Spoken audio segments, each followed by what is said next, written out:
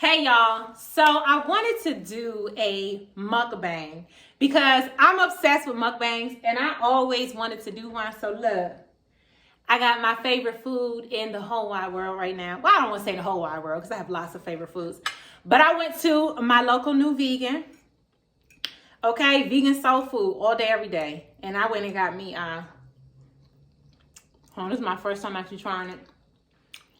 Today since I bought it. Bomb. Mac and cheese, collard greens, some drummies, and I had to get the daggone vegan crab cake, okay? So, we're gonna have a little conversation today. Because, my, hold on. This might be very distracting because the food is so good. But it's Black History Month, and I wanted to talk from the vantage point around Black veganism as justice, and Black veganism as activism, Black veganism as reparations, Black veganism as breaking generational curses, all of that good stuff. Listen. When you are eating something good, you have got to have a nice drink. But you know what's so funny though? At the end of the day, the most refreshing drink in the world, water with some lemon. Woo! I'm extra, I know.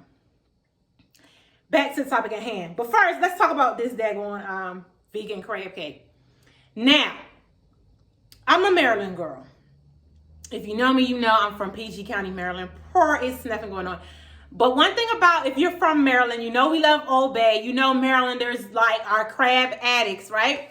But when you're vegan, and it's so funny because my sister and I, we just kind of we were almost 2 years into being vegan. We were like, dang, when did we let crabs go?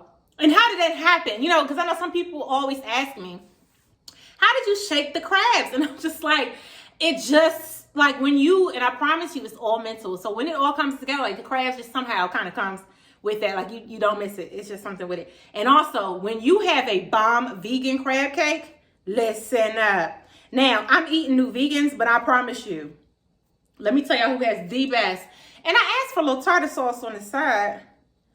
Hold on, I'm gonna get a bite anyway. The best vegan crab cake, my girl Najla. Follow her at Good as Green Eats. Listen, her business Good as Green, she has the best vegan crab cake, but I'm gonna eat this one. This is bomb as well. I don't know how this first mukbang gonna go because I'm distracted and I'm about to eat this lipstick off on purpose. But so let's talk about Black veganism, right? So I always tell people, I consider myself to be a food activist. I consider myself to be one that, is always constantly talking about the disparities when it comes to food availability, food deserts in Black and brown communities, and all of that stuff. And if you believe, because redlining exists, it existed for a very long time. The same time that redlining can exist, the same time there can be lining up districts and making certain foods available. There's a reason why in Black communities you can find a liquor store, you can find a McDonald's or any other fast food spot within close proximity, but it's so far and few in between to find grocery stores or locations with fresh fruits and vegetables. Okay, so that's a disparity, and it has a lot to do with what's been going on in this country for a very long time. And when you're Black and when you're vegan, and when you say, I'm no longer going to be eating that slave food, or when you say, I'm no longer going to be put in the framework of, diabetes runs in my family, high blood pressure runs in my family, when you tell yourself that you are going to take charge of your health, that's a whole nother level of, and I say reparations that, listen, there are multiple forms of reparations. And I say, when you can take control of your health, when you have a very long line of people that have succumbed to health issues, preventable situations. We talk about diabetes, high blood pressure, all of these things. The high risk situations that we find in the Black community. I'm speaking from the framework of the Black community. When you think about saying, you know what? It ends with me. There is so much power in that. But what I'm trying to figure out is how I ordered 10 drummies and sis only put one thing of buffalo sauce in there for me. Come on, sis. Come on. Now we know better than that. It's the best we got to do that, honey. So, I feel like mukbang is rooted in bad manners, so you're not supposed to talk with your mouth full. But like, that's what you're supposed to do the whole time. My goodness. So, let's talk about my family, for example, right? So, and I was following Rashida Joy. Now, if y'all follow her. I mean, bomb. Sis is bomb. She has all these great videos and stuff like that. And I remember she had done a live and she was talking about the Black woman in her family. And she was talking about how, you know, a lot of us in the Black community, like, well, and I always been jealous of people that like have their grandparents around because I don't. And I haven't had my grandparents in my life for a very long time. You know, I think about them dying when I was very young and from preventable things. Okay, and I always say this, every generation should be better than its predecessor. We're talking about evolution here.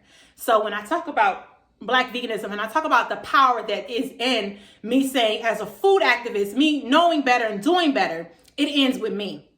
That diabetes ends with me. That high blood pressure ends with me. That stuff that we say runs in our families does not necessarily run in our families. Yes, there can be genetic predispositions. I'm not saying that, okay?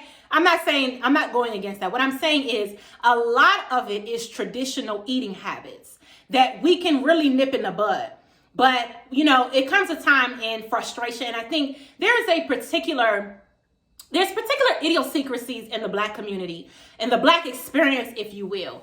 And it's the constant suffering. It's the constant, you know, we shall overcome, you know, things that happen in life where, you know what, listen, it's certain people in the family that's like, you know, life wasn't too good for him. So, you know, he got to that bottle. Or, you know, you always hear that bottle got to him. And it's like, dang, you know, because there are things that happen to Black men and women in the Black community. Socioeconomic, just things that happen where people succumb to food addiction as a result of it. And this is not, you know, this is in all other communities as well, you know, alcoholism, all types of stuff like that. But when you see Black people being killed at alarming rates, when you see just discrimination in the workplace, when you see just so many different things that we have had to overcome, Jim Crow, all this other stuff, the red line, like the Black middle class is still like not centuries old. You know, you get what I'm saying? Like, that's where we're at.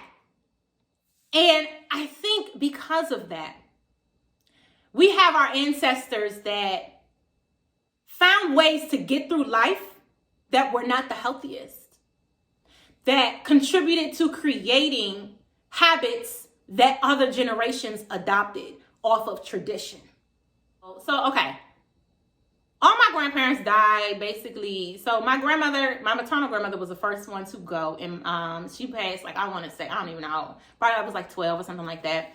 And my paternal grandmother, she passed when I was 13. You know, grandfather. And for some reason, the longest living grandparent I had, and he lived to be like late 80s, alcoholic. He was an alcoholic. My granddaddy. My father's father. And it's interesting because it's certain habits where, like, even I give my parents props for a lot of the things that, you know, when you think about, just like I say, every generation should be better than its predecessor. There's so many things that my parents said, it ends with me.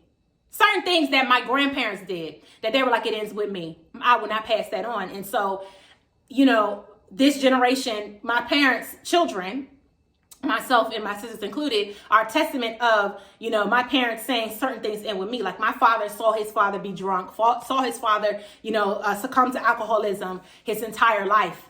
And he made a decision that he wouldn't pick up the bottle. He wouldn't mess with it. He wouldn't allow it to take control of his life the way in which it did to my grandfather. And at that same token, that's what I'm doing when it comes to the food. And I feel like, you know, we don't really get a chance. Unfortunately, you know, these grandparents and people have been taken away from us from things that, you know, preventable. You know, I know my grandmother, she had died. She had a stroke. You know, she had different little health issues and stuff like that I know it could have been preventable. You know, there's just so many different things that if we, with the access to the knowledge that we have now, you know, some of these long living, these icons, these legends could still be alive today. I really wholeheartedly believe that. And it comes a time where you decide for yourself, like I said, that that's your activism. So for me, that's my activism. And I think along that line is me speaking up about the disparities that are happening. You know, I live in PG County, Maryland, and I promise you, I have to drive out of the county to get to certain locations. Now it's getting better now, you know, because as we see plant-based living on the rise, and African Americans, hear me when I say this particular statistic, African Americans are the fastest growing demographic of vegans, the plant-based population, all of that. And there's a reason behind that. I really feel like a lot of us are like, you know what? I'm not doing that stuff anymore. Because I've seen it kill so many people in my family. Think about the cookouts. Think about all those different things. It's always the old heads, right? Oh, why are you doing that vegan stuff? What that got to do with anybody? You know, they say certain stuff like that. And it's like, you know what? If there's like a coming out that you have to do when you're Black and when you're vegan, or like any other culture, I'm sure has to do that. Like, I remember my first family function as a vegan. And thank God my sister had already got hazed before me. She went vegan about a year and a half before me. But I just remember like the ignorance. Like we got hot dogs being rubbed in our faces. And it being, oh, please, well, whatever. We got to die by something. It might as well be food because I love food. You know, and it's like, y'all, but you know, you're really addicted to this food.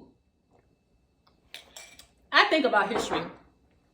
And so, like, when I tell people when I went vegan, it was a lot of different things. And I always say it was health, environment, animals, and the fourth part is the community, is for the culture. And I say that to say, when you research and you have an aha moment, like,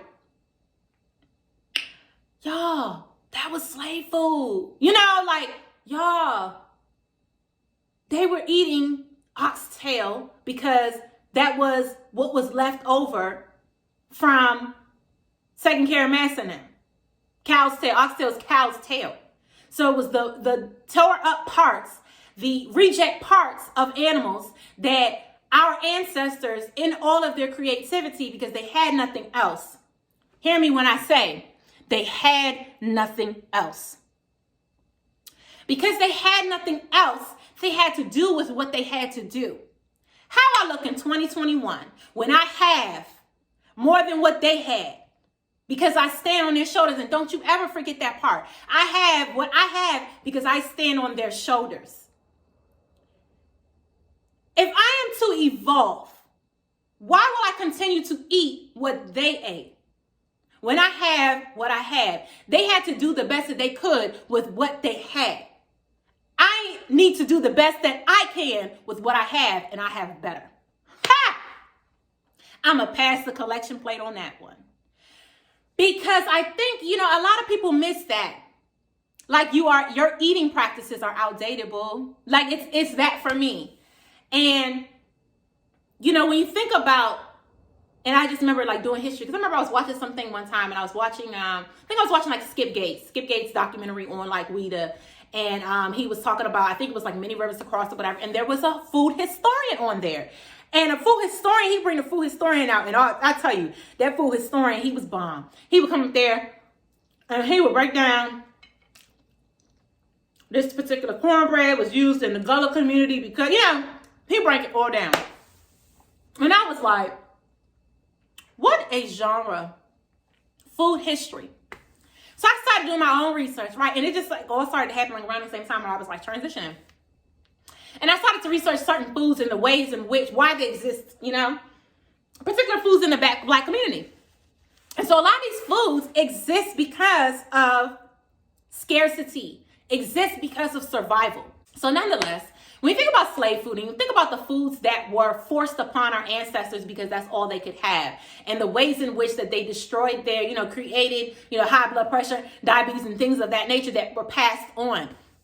And I speak around, you know, our ancestors, and, you know, I know our history extends further back before slavery. And I know a lot of people are like, we were, you know, this is before slavery, and I get that. But I'm speaking from, this is just so much that, I mean, this would be an hour long, well, 5 hour long video if I really went with every piece. But I'm speaking through what I know and with oral tradition, what things have been passed on to me. When we talk about what got our people through it, the things that got our people through were herbs, were plants. And I say that to say these were the things that we found that would really help us. Like, you know, the aunties that knew how to work the different herbs, knew how to create medicine off of different things. My grandmother, for one, you know, I talk about my father being from Guyana. And my grandmother, her people came from indigenous people in the Essequibo River in Guyana. And they were very much so in tune with the indigenous properties of certain plants and medicinal properties and how to use those things. And they were botanists, if you will. And they understood that. Being a Black vegan to me is reclaiming that. You know, gardening and plant procurement literally is the type of thing that is indigenous to being a Black person. You know, our people have for a long time been gardeners, for a long time have understood plants, and it's about getting back to that and making that front and center for me. A lot of people don't know, but the African people of the Western Africa were sought after for slavery due to their cultivation skill set, because they had a particular cultivation skill set that they knew would help them in their colonization of it all. Sick people to do that, number one. How you gonna you gonna look at their skill set in their own area and be like, oh, well, let me use that for me. Let me exploit this. It's crazy. But it is that skill set that is within us. I really, truly believe that we have been able to get through those hundreds and hundreds of years of slavery through our skill set in gardening, our skill set in botany, and understanding herbalism and how to take care of ourselves through that. Because although we're eating the craziness, you know, we are going to try and get through this because we understand plants, because we understand these different things. And I really feel like that's where Black Don't Crack comes from, is that. And that resilience and that perseverance that's within us. And as we evolve, as we become people that should understand and know better, it's about doing that. So for me, I'm taking all of that back. And I'm saying all of those foods, I'm going to veganize them all. Because vegan food is the real soul food. I promise you. You talk about a food that ain't going to hurt nobody, a food that no animals had to die from, the suffering of that, no blood on anyone's hands, and food that will still be good for you. You don't have to be in your 50s suffering. You don't. You don't have to be. Some people choose to be based off of their practices, based off of how they live their life. But you don't have to be. One of the things I feel the most connected to my ancestors is when I can veganize a cultural food. When I can veganize my grandmother's sweet potato pies. I haven't been able to do that. My sisters have. And my mom has. My grandmother was known for her sweet potato pie. I'm talking about my mother's mother. She was known for, listen, she worked for 32 years. Grandma did her best working at the Ford plant up in Michigan. And grandma, you know, she worked long hours and all of that stuff. And, you know, she had a little gig that when it would be the holidays, she would make sweet potato pies. And so when she would make her pies, she would sell them. And everybody wanted her pies. And my mom, you know, she had to help my grandma out when, you know, if my grandma was working, you know, late shift or whatever. And she would finish them off for her. And so her sweet potato pies were prized around the whole community, okay?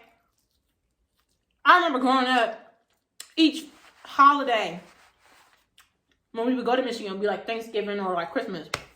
Honey, everybody wanted a slice of that sweet potato pie.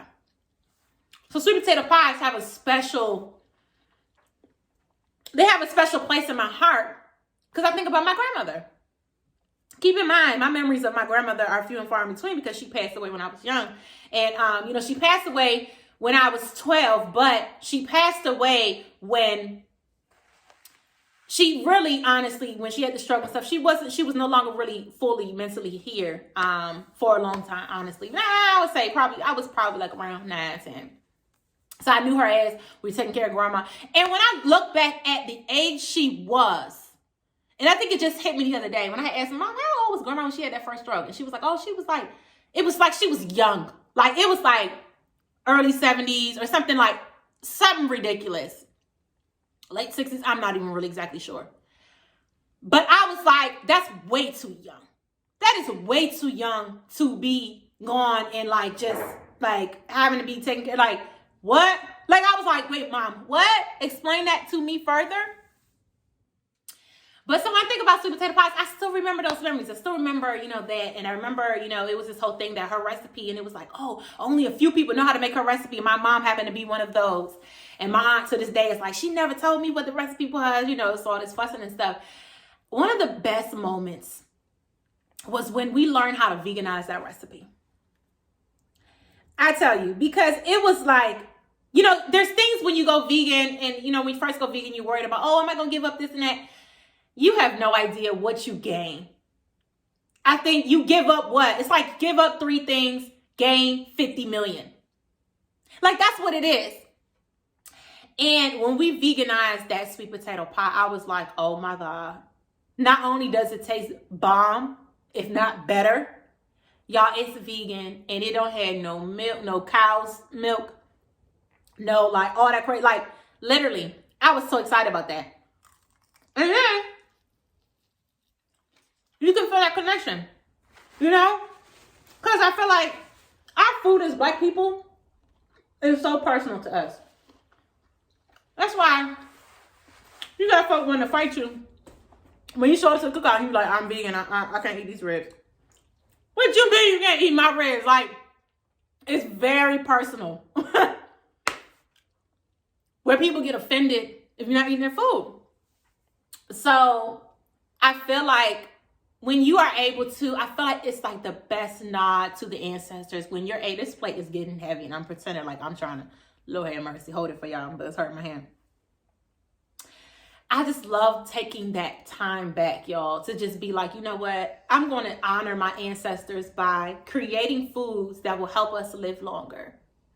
By veganizing all of their foods, you know, even on from my dad, you know, the Caribbean side of it all. We don't veganize the curry. We veganize roti, all of that. All of the Guyanese sweets, pine tart, cheese roll, all of that stuff. We veganized it.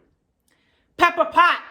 Like, my sister veganized pepper pot this past holiday, y'all. Our minds were blown. I was like, wait, what? And what the gag is, the main ingredients of a lot of these foods that give these foods their flavor and the essence of what it is are vegan things. Orange peel. We were talking about that over the holiday. We were laughing.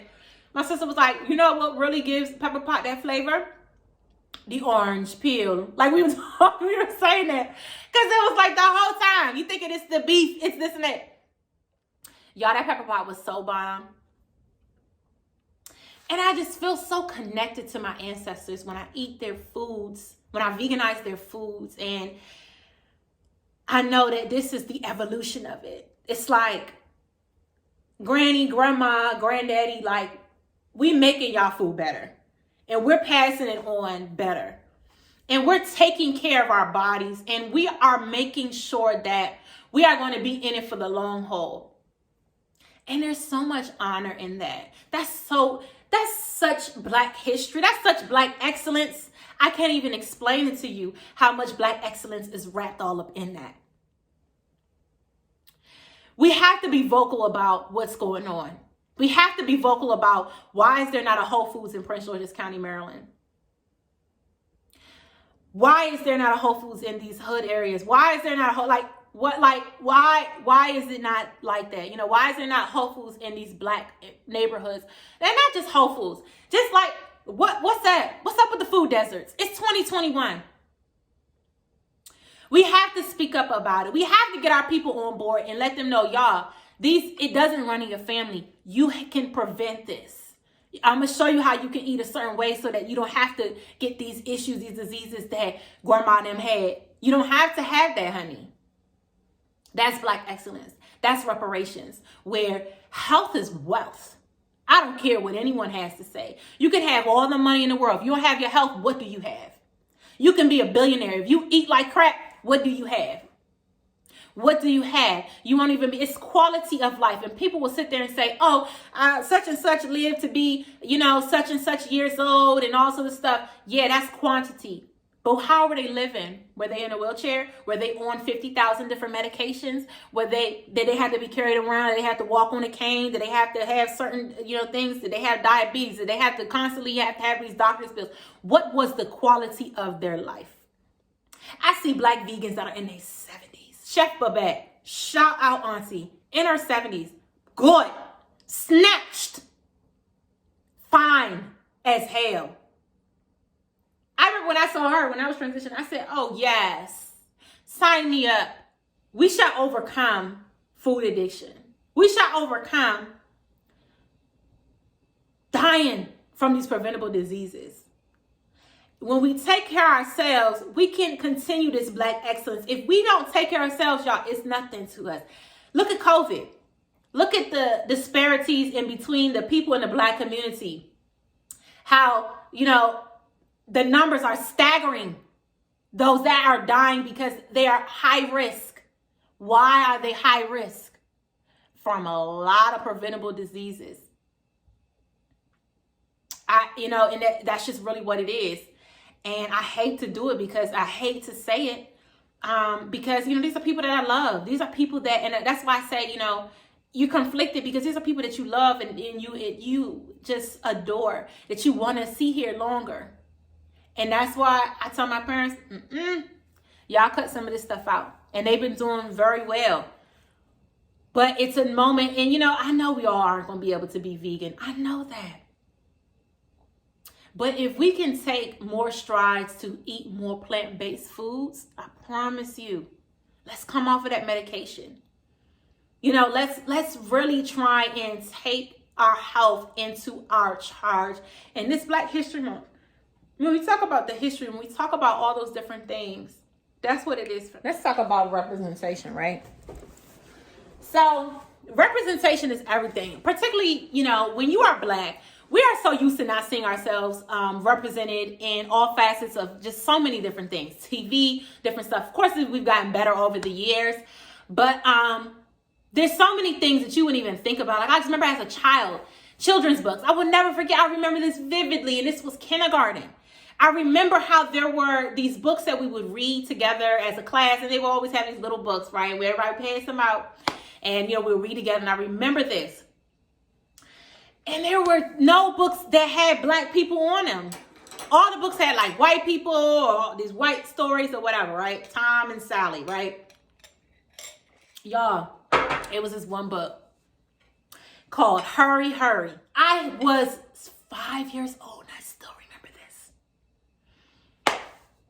I was so obsessed with Hurry, Hurry. When they passed out that book, I was like, I read that book so many times.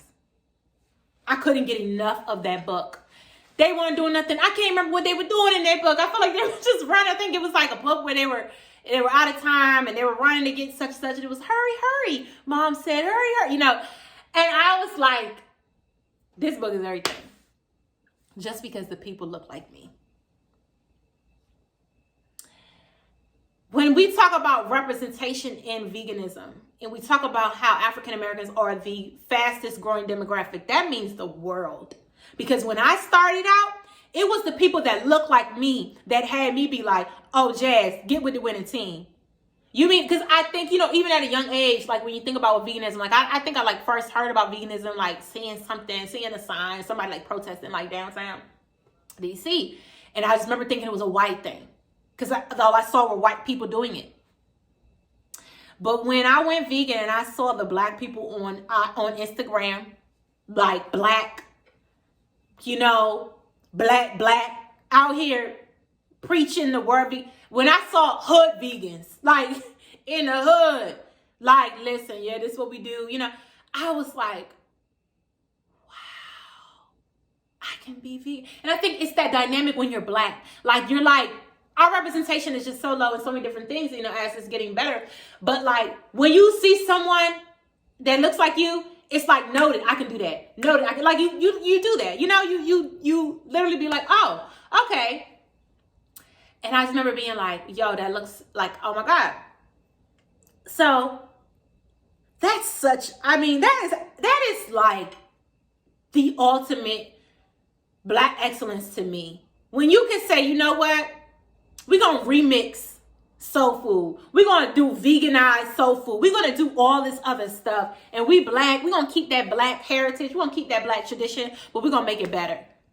That is amazing. That is historical. That is iconic, and that is legendary.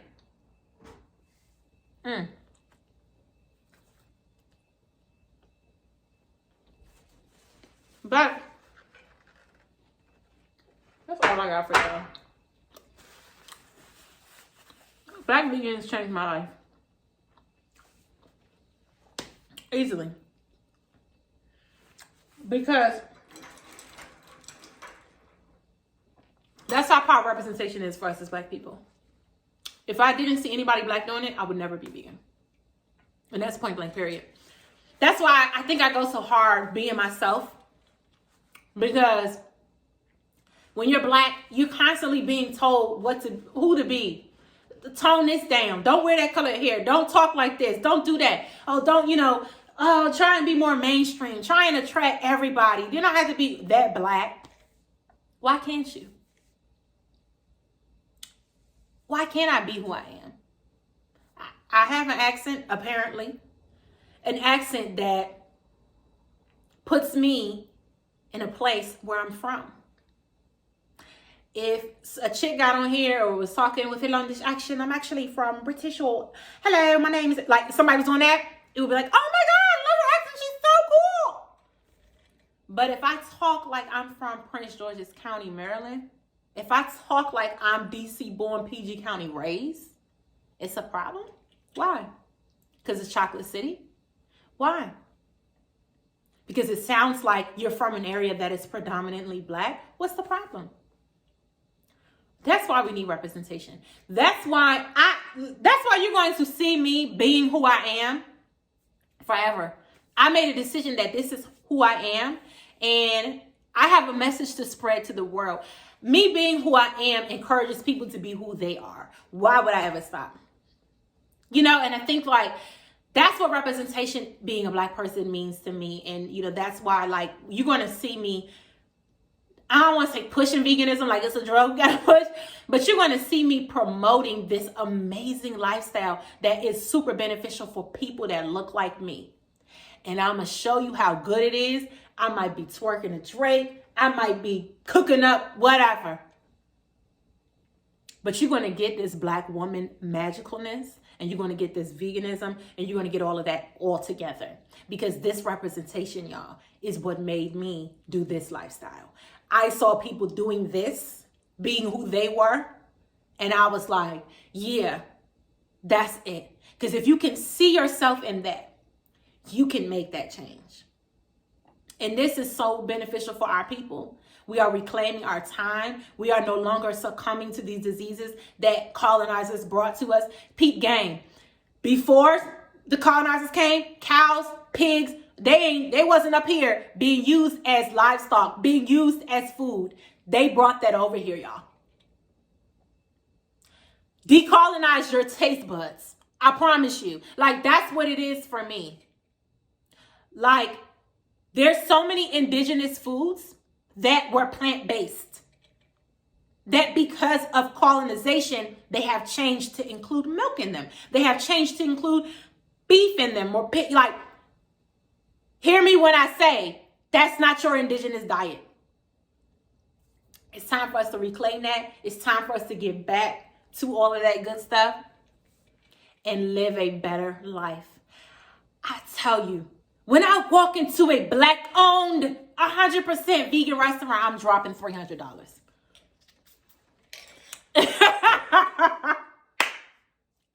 I'm buying every appetizer. I'm bringing 3 people with me. They gonna eat, because I go so hard for that. We are out here. Why am I just now reading articles talking about Black Americans are the fastest growing demographic in the vegan plant-based community? Is beyond me. Get this information out. We have got to spread the word on this. This is breaking news. Y'all, we winning. We in here. The representation is so real. Each day, my heart jumps and my heart skips a beat when I see more and more Black vegans on IG. When I see vegan IG names like Black Vegan, natural vegan. Like, I'm like, yes, come on. Yes, y'all. Let's do it. Black people are lit by default. And I had this quote, and I see people passing around. I did this years ago. And it said, Black people are lit by default, but Black vegans take it to a whole nother level. That's all I got for y'all. Be easy. Happy Black History Month. And I love y'all so much for watching.